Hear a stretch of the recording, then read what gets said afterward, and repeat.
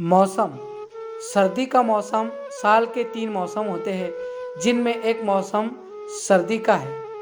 सर्दी खत्म होते ही गर्मी का मौसम शुरू होता है, जिसमें सूरज अपनी गर्मी देता है। बरसात का मौसम। गर्मी का मौसम खत्म होने के बाद बरसात का मौसम शुरू होता है। पतझड़। पतझड़ का मौसम। इस मौसम में दरख्त के पत्ते झड़ने लगते हैं। बहार का मौसम। इस मौसम में दरख्तों पर नए पत्ते आते हैं। आफाक का हुस्न इंतज़ाम। सूरज निकलना, इसे तुलू आफ्ताब कहते हैं। सूरज के डूबने को गुरूब आफ्ताब कहा जाता है, जो शाम का मंजर होता है।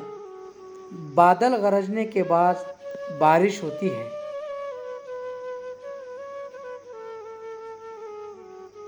बिजली कड़कना। बरसात के मौसम में अक्सर बिजलियां कड़कती है। जिस साल बिल्कुल बारिश ना हो तो कहत पड़ता है।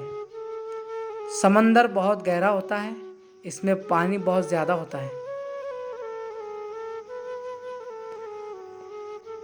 जब ज़ोर ज़ोर की हवाएं चलने लगती हैं और सब कुछ उड़ा ले जाती है, उसे आंधी तूफान कहते हैं।